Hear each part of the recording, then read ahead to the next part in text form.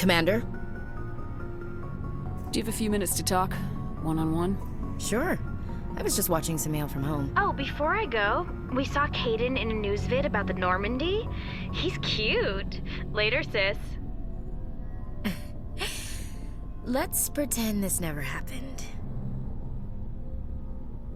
Are you interested in the Lieutenant, Chief? No, ma'am.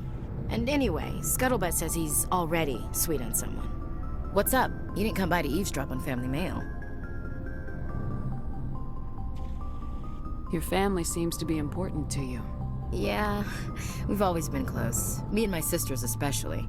With Dad on duty so much, I had to help Mom raise them. You have more than one sister? Sounds like a big family. Yeah, I'm the oldest, then Abby, then Lynn. Sarah's the youngest. She's still in high school. With 4 girls, Dad used to say he felt more outnumbered at home than on maneuvers. Did your father serve with the fleet? Yeah, took any crap posting he could get that offered space time. You know what? He worked his ass off trying to get recognized, but he never made it above serviceman 3rd class. He was real proud when I made Chief. First thing he did was salute. What about your mother? You haven't mentioned her. You must know what military wives are like. Strong because they have to be, able to raise kids while Dad's away on a 6-month cruise. She has a degree in planetary geology. She and Dad both wanted to see new worlds. She gave up her career to raise us, though. After helping raise them, your sisters still talk to you? Amazing. Things were tense between Sarah and me for a while. Then we bonded. Sounds like a story. Feel like sharing? Sarah got herself a boyfriend who wanted to go faster than she did, Mike. I didn't think he was a bad kid, just pushy. Lynn would send me these worried vid mails, and I'd tell her to relax. Where were you when this was going on? I was on active duty. Sarah's graduating high school this year. This was only a couple of years back. They were on Amaterasu. At the time, I was assigned to Chernobog. Same cluster, but a dozen Hellwire away. Close enough to talk regularly, too far to make it back in an emergency. I couldn't afford a fast packet flight. You ask me, boys need a cold shower that lasts from age 12 to 25.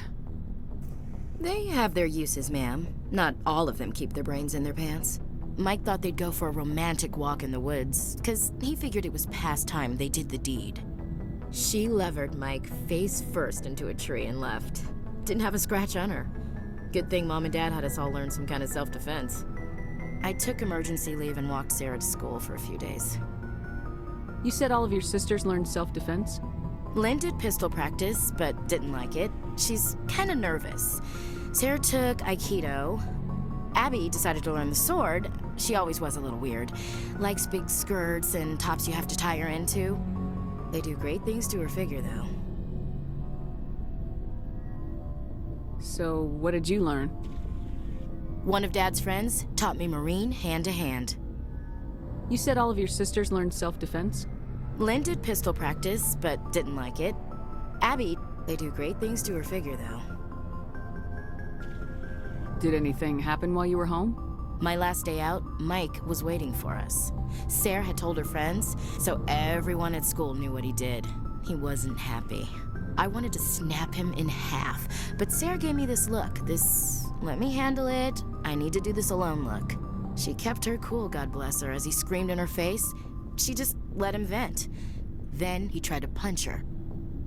I swear, she just flowed around him. Next thing I knew, he's face down on the sidewalk, and there's blood everywhere. That's unbelievable. Sarah must be as good as you. Better. I'm more or less a straight-up puncher.